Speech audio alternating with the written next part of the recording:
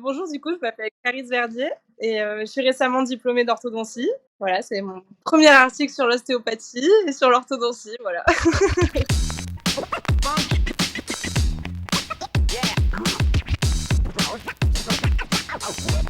En réalité, ce qui s'est passé, c'est que ça faisait plusieurs fois qu'on travaillait à la faculté en orthodontie sur le sujet des latéromandibules, c'est-à-dire des décalages squelettiques de la mandibule.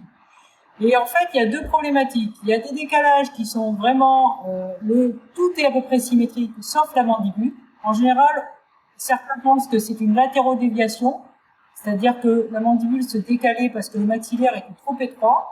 Et puis après, ça s'est figé en une latéromandibule. Et puis après, il y a des décalages qui sont beaucoup plus graves, où en fait, tout le visage est modifié, tout le corps est modifié. Il y a un côté où l'œil est petit, il y a un côté où le ramus est plus court, il y a un côté où la lèvre remonte, et parfois on voit même des défauts sur l'ensemble du corps. Et ça nous interpelle en tant qu'orthodontiste, parce que c'est beaucoup plus compliqué, parce qu'on ne peut pas vraiment résoudre le problème, parce qu'on passe facilement sur de la chirurgie orthodontique qui est tardive. Donc ça veut dire un patient sous anesthésie générale qui va avoir une intervention pour replacer le maxillaire, la mandibule. Donc une intervention qui se fait à la fin de la croissance. Et donc, qui dit à la fin de la croissance, dit aussi que les fonctions se sont posées, tout le corps, la propriété, tout s'est fait sur cette position qui était complètement perturbée. Et donc l'idée, c'est essayer de gérer plus tôt ces anomalies. Et c'est pour ça qu'on a essayé de travailler, essayer de comprendre ce qui fait que ces anomalies existent, ces dissymétries, qui sont finalement pas que des dissymétries de la mandibule, qui semblent être des dissymétries plus profondes. Donc on avait déjà travaillé avec sur d'autres études, en particulier sur l'accouchement. Et l'accouchement, on avait travaillé sur les sepses, sur les ventouses. Déjà, on trouvait des choses. On avait trouvé aussi des choses sur l'accouchement prématuré. Et donc, du coup, ça nous orientait vers la naissance. Et à partir de là, on a aussi fait des études sur les patients qui avaient des dissymétries versus les patients qui n'avaient pas de dissymétrie pour essayer de débrouiller ce qui se passait. Et petit à petit, on arrive effectivement à ce moment qui a l'air d'être un moment clé.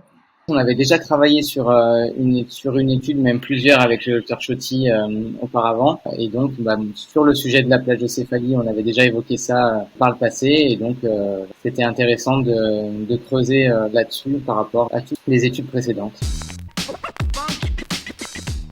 Au départ, c'était de voir si effectivement les patients qui sont plagiocéphaliques ont déjà un besoin de traitement d'orthodontie qui est un peu plus important que le groupe de patients qui seraient non plagiocéphaliques, donc un groupe un peu de témoins qu'on a créé. Et dans un second temps, de voir si également il existe du coup d'une base osseuse dissymétrique, une dissymétrie dentaire et ou squelettique mandibulaire. On a pris une population qui est issue du centre de soins dentaire. On en a créé deux groupes par le biais de mesures crâniennes, donc un groupe plagiocéphalique et un groupe non plagiocéphalique. Donc ça a été réalisé par des mesures crâniennes, donc le CVAI. Ensuite, on a réalisé des mesures dentaires, sur radio et squelettique, donc sur radio de profil, ainsi que des mesures en bouche, donc pour savoir si le besoin de traitement était important ou pas au niveau orthodontique.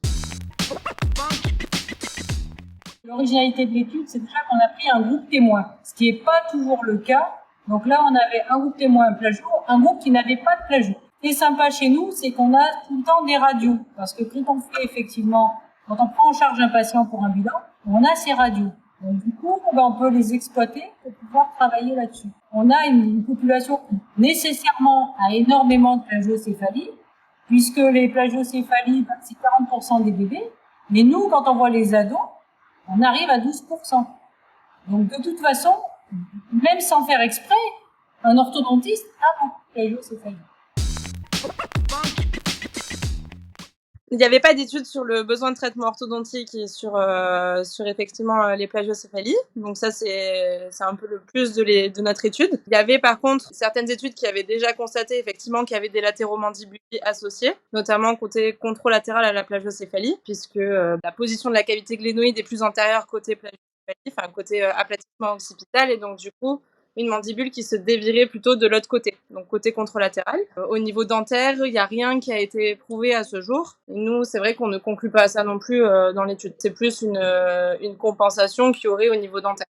dans les résultats qui interpellent dans l'étude, c'est quand même c'est le problème du décalage dentaire et du décalage squelettique. C'est-à-dire que on retrouvait du décalage squelettique, donc de la dissymétrie mandibulaire, mais pas nécessairement de la dissymétrie dentaire.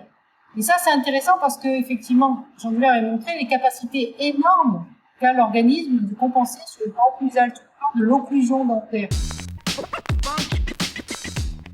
Les patients qui ont des plagiocéphalies ont de plus gros besoins de traitement orthodontique. Alors, on a utilisé effectivement un indicateur, qui est un indicateur international qui est reconnu de besoins de traitement orthodontique. Il y a des petits besoins de traitement orthodontique, il y a des gros besoins de traitement orthodontique. C'est un indicateur qui est utilisé dans certains pays scandinaves qui vont déterminer le remboursement rien que par le fait d'avoir cet indicateur à tel niveau ou tel autre niveau.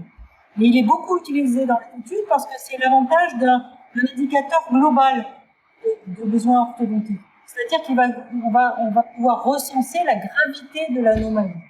Et on retrouvait effectivement que globalement, l'anomalie orthodontique est nettement plus importante chez les patients qui avaient des plagiocéphalies.